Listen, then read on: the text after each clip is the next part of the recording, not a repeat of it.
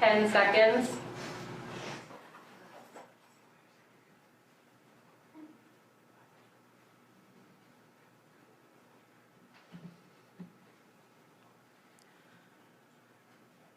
Good afternoon, and welcome to Toronto Police Headquarters. I'm Media Relations Officer Stephanie Maselli. Today, Toronto Police Deputy Chief Robert Johnson, OPP Chief Superintendent Karen Gonneau, and Detective Sergeant Steve Smith of the Toronto Police Service Homicide and Missing Persons Unit Cold Case Section are announcing the identification of the offender responsible for 3 historic homicide cases. Following their remarks, they will take questions. Deputy Chief. Thank you. Good afternoon, everyone, and thank you for being here. Today, I am joined by OPP Chief Superintendent Karen Gonneau and Detective Sergeant Steve Smith of our Homicide and Missing Person Cold Case Section. Together, we are announcing a significant development in 3 long-standing homicide investigations. On December the 3rd, 2025, the Centre of Forensic Sciences identified a man named Kenneth Smith as the offender in the murders of 3 women: Christine Prince in 1982, Claire Sampson in 1983, and Gracelyn Greenidge in 1997. Kenneth Smith died in 2019 at the age of 72 years old in Windsor, Ontario. If he were alive today, the Toronto Police Service would arrest Kenneth Smith for the homicides of Christine Prince and Gracelyn Greenidge, and the OPP would arrest him for the homicide of Claire Sampson. His death means he will never be held to account in a court of law, and we recognize the impact that has on families who have waited so long for justice. On behalf of the Toronto Police Service and the OPP, I want to again extend our deepest condolences to their loved ones who have carried an unimaginable burden for decades. While Chief Superintendent Gonneau and Detective Sergeant Smith will speak about Claire Sampson and Gracelyn Greenidge and more about the investigative work, I do want to take a moment to acknowledge the first victim, Christine Prince. Christine was a 25-year-old woman from Wales living in Toronto and working as a nanny. On June the 21st, 1982, she was the last seen riding a streetcar along St. Clair Avenue West after a night out with friends that included visiting a coffee shop and seeing a movie. The next day, her body was found in the Rouge River. For Christine's family and for the families of Claire and Gracelyn, the wait for answers has been extraordinarily long. It is only through sustained collaboration and advances in forensic science that we have arrived at this moment. Before I turn it over to Chief Superintendent Gonneau, I want to thank the many people who made this breakthrough possible. Our investigators, past and present, the dedicated members of the Centre of Forensic Sciences and the Ontario Forensic Pathology Service, and of course our partners at the OPP. Their determination over so many years reflects what it truly means to serve victims and their families. These women were never forgotten, and it is because of the commitment of so many that we are able to give their loved ones at least one crucial answer today. I'll now invite Chief Superintendent Gonneau to speak. Thank you, Deputy Chief Johnson. Good afternoon, and thank you for joining us. While we are here to discuss 3 historic homicide cases, I want to begin by reminding everyone that behind each of these cases are families and loved ones who have waited decades for answers. Many of them likely believed those would come. Here we are today, thanks to the relentless dedication of investigators who never gave up. For years, they worked these cases, hoping that one day, that one crucial tip or advancement in forensics would allow us to stand here and share what we now know. I want to extend my deepest gratitude to those previous and current investigators from the OPP and the Toronto Police. Your unwavering dedication and hard work brought us to this moment. I also want to thank our partners at the Centre of Forensic Sciences, the Office of the Chief Coroner, and the Ontario Forensic Pathology Service for their critical support. Thanks to them, this week, OPP investigators were able to meet with the family of Claire Sampson and tell them that after 42 years, we can finally provide some answers and hopefully some measure of resolution. This case, like the others you are hearing about today, is tragic. It involves the death of 23-year-old Claire Sampson. She was a family person, remembered by her loved ones as a beautiful soul. Her family described her as a young, caring, and loving person who was taken away too soon. On September 2nd, 1983, Claire was discovered in a remote wooded area in Oro-Medonte, approximately 120 kilometers north of Toronto. An investigation began under the direction of the OPP's Criminal Investigation Branch. Police learned that Claire had sustained fatal gunshot wounds. At the time of her death, Claire was living in Toronto and had recently moved back in with her parents. She was last seen on Jarvis Street, entering a beige vehicle driven by an older white male. Despite extensive searches, media interviews, public appeals, tips, and even a reward, the person responsible was not identified. As DNA technology advanced, the OPP launched Project Millennium in 2001. The goal was to review 17 unsolved homicides to determine whether modern forensic techniques could be applied and help move them forward. Claire's case was among them. Still, progress was slow. It wasn't until 2016, 15 years later, that a breakthrough occurred. The DNA profile generated from Claire's case, previously uploaded to the National DNA Databank, matched an unknown offender from another case, that of Christine Prince.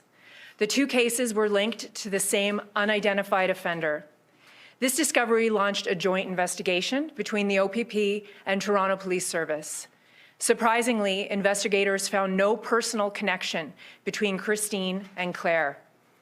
No one in their lives linked them together, and even the manner of their death was different. The only thing that linked them was the offender's DNA.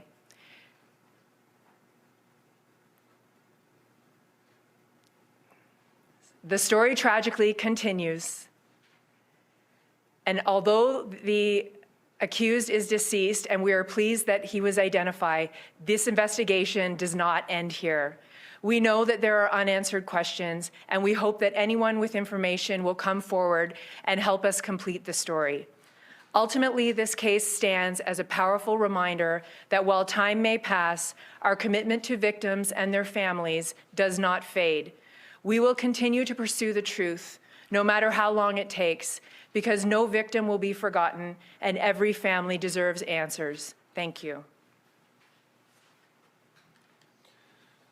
Thank you, Chief Superintendent Gunno. I want to speak about the third victim in this series, Gracelyn Greenidge. On July 29, 1997, Gracelyn was found murdered in her apartment on Driftwood Avenue after she didn't report for her shift as a nursing assistant. A co-worker went to check on her and made the heartbreaking discovery. Gracelyn was originally from Barbados, and earlier today, we notified her family. After 27 years, they finally have an answer to who was responsible for her death. As Chief Gunno mentioned, it was in 2016 that a genetic link connected the homicides of Christine Prince and Claire Sampson to one unknown male offender. The next year, in 2017, the Centre of Forensic Science determined that the same unknown male was responsible for all three homicides. Even then, however, the state of the samples and the technology available at the time limited how far we could advance the case. In 2022, we engaged Othram, a forensic genetic genealogy company, to apply emerging technologies to this investigation. In 2025, through that work, TPS investigators were able to identify close familial relatives of the offender. With that information, the Centre of Forensic Science was then able to conduct the final comparison that led to the conclusive identification of Kenneth Smith. We know that Smith lived and worked across Toronto during the period of all three murders. He was born in South Porcupine, Ontario, and moved to Windsor in 2013. He was known to police and had a history of sexual assault. Based on the evidence we have today, we believe it is possible that there may be additional victims who have never been identified. For that reason, we are asking anyone who may have information about Kenneth Smith to contact police. Even details that may seem small could help us better understand the full extent of his actions. On behalf of our team, I want to thank the Centre of Forensic Science, the Ontario Forensic Pathology Service, our partners at the OPP, and the many investigators past and present who refuse to let these women be forgotten. Their work made today's announcement possible. Thank you, and we'll now take questions. Kenneth Smith, was he ever looked at during the course of these investigations? No, he was never investigated during these investigations. But he committed other offenses. Had he been incarcerated? He had been incarcerated at least once before the first two murders and twice before Graceland's murder. Are you able to say exactly what the offenses were? I don't want to get too much into that as he's deceased, but there were sexually based offenses. Any indication why these women were targeted, any pattern between them? No pattern, nothing to connect the women together. It seems to be crimes of opportunity more than anything. You have over 800 cold cases. How do you go about now potentially linking Kenneth Smith to the hundreds of cases that are before? Well, we continue to resubmit property in all our cases to try to gain offender DNA. One of the things that we're going to need is to expand the capabilities of the Centre of Forensic Science. I know we have a backlog of probably 64 cases there. If we can expand their ability to test our cold cases, we'll be able to make these connections much quicker. You have a huge timeline between the original two crimes, 1982, 1983, and then the next one in 1997. Is that why you're thinking there might have been other people who were also killed by this man in that time frame? Well, we just want to cover all our bases. As we did in the Jessup case, we're going to continue this investigation, and we want to take calls from anybody that knows him and knows his whereabouts during those times. So anything that we can gather, anything that we can put together, anything that we can find out where he was, we can look for unsolved cases in those territories and see what we can do with that. Can you speak to the genetic database, the new technology you're using? Where does it reference the other genomes from? Are you talking the technology we used to upload or the technology we used? Technology you use to find the relatives and then work backwards from there. So this was a very complex mixture, and that's one of the biggest problems with DNA right now is having a mixture of the offender DNA with the victim's DNA. So that's why it took us so long. Science has increasingly become better over the years, and we were able to utilize some people that we know at Othram Inc. to help us to deconvolute the mixture.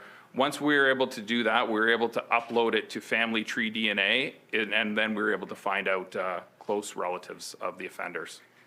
Can you comment, I think one of your genealogists recently told the New York Times that to the good, Toronto Police has solved 50 cases with IgG. However, Ancestry has taken a hard line against any any police in the continent using its databases, and that could dramatically affect the future of IgG use across North America. So I'm wondering if you could explain how Toronto Police have approached using Ancestry in the past, and whether the changes we've seen in recent months are going to inhibit future investigations. So the true numbers are 68 in Ontario that we've solved, and there's a lot more outside of Ontario. We're into the 80s.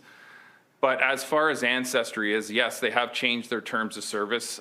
They do not want police using their services for any means at all, even the humanitarian means.